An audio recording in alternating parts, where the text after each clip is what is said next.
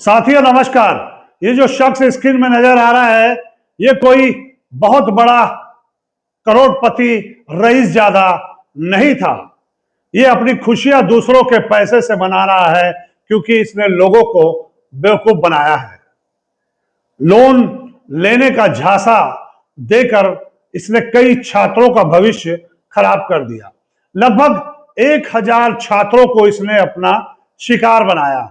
शिकार कैसे बनाया है वो मैं आपको बताता हूं। ये व्यक्ति कई दुकानदारों से सेटिंग करके लोन दिलवाता था छात्र छात्राओं को और 3 इंस्टॉलमेंट का पैसा उनका पे करता था। उसके बाद उनको पैसा नहीं देता था। छात्रों को बोलता था कि मैं तुम्हें 4-5 हजार रुपए दे दूंगा, तुम्हारे नाम से लोन ले लूंगा और तुम्हें पटाने की जरूरत नहीं है, सारा लोन जो है मैं पटाऊंगा। और कुछ लोगों को यह भी झांसा देता था कि तुम्हारा अगर सिविल खराब है तो तुम्हारा सिविल मैं ठीक कर दूंगा और तुम्हें लोन दिला दूंगा, तुम सिर्फ साइन कर देना, बाकी काम मेरा रहेगा। ये करता क्या था, छात्र को ले जाता था, लोन पास करवाता था, उसके बाद 3 महीना उसकी किस्त पटाता था, 3 महीने बाद वो किस्त पटाना बंद कर देता था, चौथे महीने छात्रों को नोटिस आ जाता था। उसके बाद छात्र जो है उसके पास पहुंचता था तो उसको फिर ये बोलता था कि तुम लोग किसी और व्यक्ति को ले आओ, मैं उसके नाम से लोन करा दूंगा, फिर तुम्हारा पैसा मैं देना चालू कर दूंगा।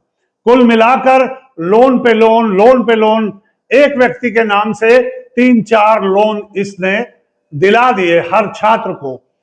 20 करोड़ का घोटाला इसने कर दिया। 1000 छात्र इसमें शामिल हैं जो इसके घोटाले का शिकार हुए। ये सारे लोग जो हैं दुर्ग जिले के आसपास के लोग हैं।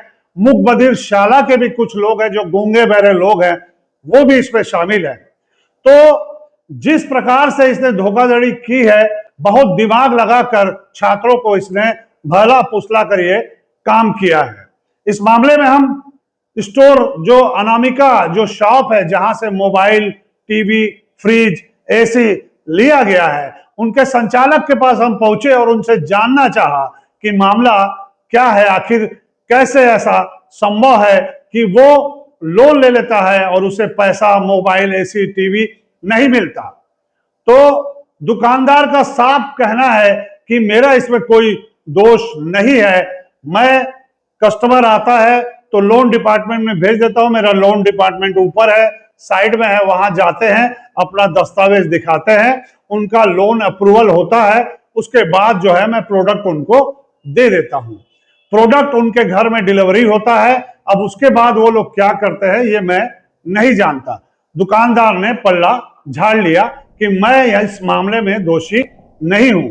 छात्रों ने एफआईआर कराई है, लेकिन एफआईआर में मात्र एक व्यक्ति पकड़ाया है जो मुख्य अपराधी है, वो अभी नहीं पकड़ाया है। तो आपको अभी मैं वो बयान दिखा रहा हूं जो दुकानदार से लिया गया बयान है। दुकानदार ने क्या कहा ये सुनिए, उसके बाद और बात करते हैं। अभी वर्तमान में एक घोटाला चल रहा है जो काफ़ी चर्चा का विषय बना हुआ, सोशल मीडिया में भी, सिविल के नाम से लोन दिलाने वाला। तो जो लड़का सिविल ठीक करने के नाम से लोन दिलाता था वो फ़िलहाल फ़रार है। और जिस दुकान से वो लोन दिलाता था लोगों को, तो हम एक शॉप में आए हैं, अनामिका मोबाइल नाम से ये शॉप है, जहाँ से बहुत सारे फाइनेंस हुए हैं। तो भाई साहब का कहना है कि इसमें हमारी कोई गलती नहीं है, हम जो भी नियम होते हैं उसको फॉलो करते हैं और लोन देते हैं, और हमारा इसमें कोई भी गड़बड़ हमने नहीं किया है। हमारे डॉक्यूमेंट्स आप देख लीजिए, सारे दस्तावेज देख लीजिए, हमने किसी भी प्रकार का उसमें घपला नहीं किया है, ना हमने कोई घोटाला किया है, ना हमने उस व्यक्ति का साथ दिया है। वो बंदा भले किसी को लेके आया होगा तो हमने उसका सिविल चेक किया। सिविल चेक करने के बाद फाइनेंस कंपनियां होती हैं जो उसको देखती है, चेक करती है, उसके बाद फाइनेंस करती है। तो भाई साहब हमारे साथ बैठे हुए हैं, बताएंगे भैया क्या मामला हुआ है। सर, मैं यहाँ पे अनामिका सिंगार सदन, आज मोटा मोटी 25 से 30 साल की मेरी फर्म है और मैं यहाँ पे इलेक्ट्रॉनिक का काम करता हूँ। अब मेरा काम क्या है कि प्रोडक्ट को, जैसे सपोज आते हैं कस्टमर्स मेरे पास में आते हैं, सारे कस्टमर्स रहते हैं, आते हैं, प्रोडक्ट देखते हैं, प्रोडक्ट पसंद करते हैं, प्रोडक्ट पसंद करने के बाद हम फाइनेंस करते हैं। फाइनेंस का सुविधा हमारे पास में है। फाइनेंस का प्रोसेस होता है जिसमें कस्टमर अपना डॉक्यूमेंटेशन देता है, फ़ोटो खिंचाता है, आईडी देता है, अपना बैंक अकाउंट का नंबर देता है।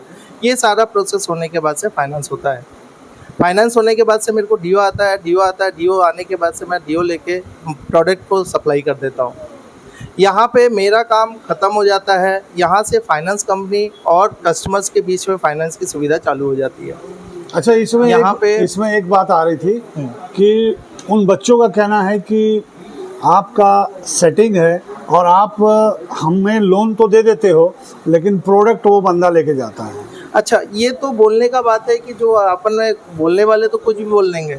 वो तो एक्चुअल ना खुद से आके फाइनेंस कराए हैं। जब उन्होंने फाइनेंस कराया, फाइनेंस कराने के बाद से प्रोडक्ट लिया और बाहर जाके उन्होंने पैसा लिया, ये सारी चीज़ों को उजागर हो रहा है। कई लोग बोल रहे हैं कि पैसा लिया उसके कारण आके फाइनेंस कराया। जब आप फाइनेंस करा रहे हैं उस समय उन्होंने क्यों नहीं पूछा कि सर कि मेरा फाइनेंस क्यों हो रहा है? जब उन्होंने फ़ोटो खींचा तो उन्होंने क्यों नहीं बोला कि हमारा किस लिए फ़ोटो खींचा जा रहा है? वो सारी चीज़ों को जो प्रोसेस हो रहा है उस प्रोसेस में उनको पूछना चाहिए कि क्या हो रहा है। भाई छोटे बच्चे तो नहीं हैं, आज 21 साल के 22 साल के यंगस्टर है, युवा है अपने, आज अपना डॉक्यूमेंटेशन अगर वो दे रहे हैं तो किस बिहाफ में और क्यों दे रहे हैं? ये तो उनका पहला लॉजिक होना चाहिए कि पूछना चाहिए कि क्यों दे रहे हैं अपन डॉक्यूमेंटेशन, और डॉक्यूमेंटेशन दे रहे हैं तो इसका क्या यूज़ कर रहे हैं। आज उन्होंने छोटा फाइनेंस करके ये सारा चीज़ें हो गया, कल के डेट में अगर बड़ा फाइनेंस कर लेंगे तो क्या होगा। ये जो डॉक्यूमेंटेशन दे रहे हैं उनको पहले उनको समझना चाहिए कि क्यों डॉक्यूमेंटेशन दे रहे हैं। उनको सवाल करना चाहिए कि ये डॉक्यूमेंटेशन आप क्यों ले रहे हैं। सबसे बड़ा चीज़ तो उन्होंने जो डॉक्यूमेंटेशन दे के अपना गलती किया उसमें दुकानदार कहाँ से जिम्मेदार है। उनका फाइनेंस हुआ, फाइनेंस कंपनी वाला डीओ दिया, मैंने माल का सप्लाई किया, माल का सप्लाई हुआ और चला गया फाइनेंस से। अभी 3 महीने 4 महीने उनका फाइनेंस पट रहा था, तब तक ठीक था। 4 महीने बाद जब फाइनेंस नहीं पट रहा है तो उनको डेलीगेंसी वाला आ रहा है। अब इसके चलते हुए हमारा कितना नुकसान हो रहा है बताइए मैम। आज मेरे पास में फाइनेंस कंपनी का ना पॉज बंद हो गया है, इनके डेलीगेंसी के चक्कर में पॉज बंद हो गया है। मेरी कमाई तो गई, मेरे 2 पॉज बंद हो गए। मेरे एक पॉज से 50 कस्टमर का आवक आता था, वो तो बंद हो गया। जनता को कैसे भरोसा दिलाएंगे कि जो आपके ऊपर जो इल्ज़ाम लग रहे हैं वो निरुद्ध हैं? भाई जिसने पैसा लिया है मैम, जो वो पैसा लेने के बाद से मुकरेगा कि भाई मैं नहीं लिया हूँ, तो पैसा कैसे दे देंगे? आप फाइनेंस करा के जा रहे हो, आप प्रोडक्ट क्यों नहीं लेंगे? आप ही आएंगे या कोई एक आम आदमी आता है मेरी दुकान में, आता है सामान लेता है, सामान लेने के बाद ही तो जाता है। वो लोग क्यों नहीं गए?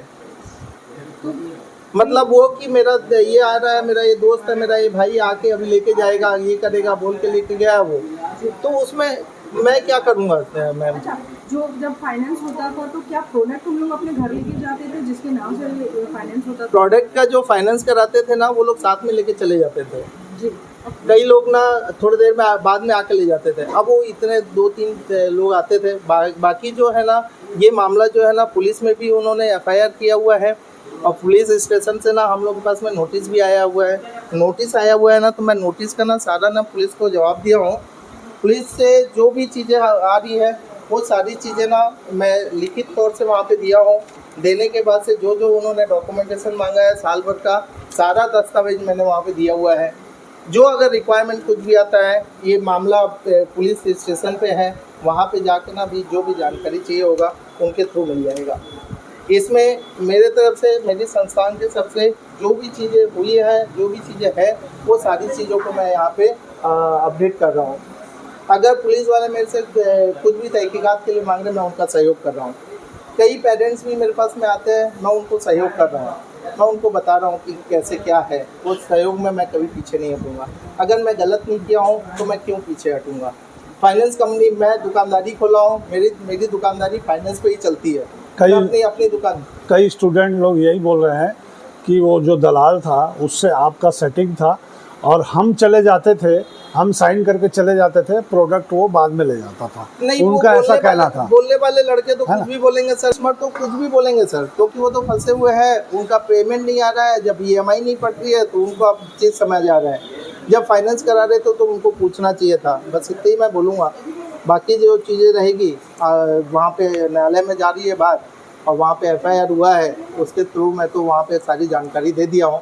जो भी जानकारी चाहिए होगी पुलिस स्टेशन कहीं से ना कहीं मिलेगी। इस सारे स्कैम की जो बात निकल के आ रही है उसमें कहीं ना कहीं आपको भी ऐसा लग रहा होगा ना कि बच्चों बच्चे हैं जो गलत हुआ नहीं, मगर वो बच्चों को सबक है वो अभी ना, गलत तो हुआ है, किसी के भी बच्चे हो तो किसी के बच्चे हैं, क्यों होना चाहिए, ऐसा नहीं होना चाहिए।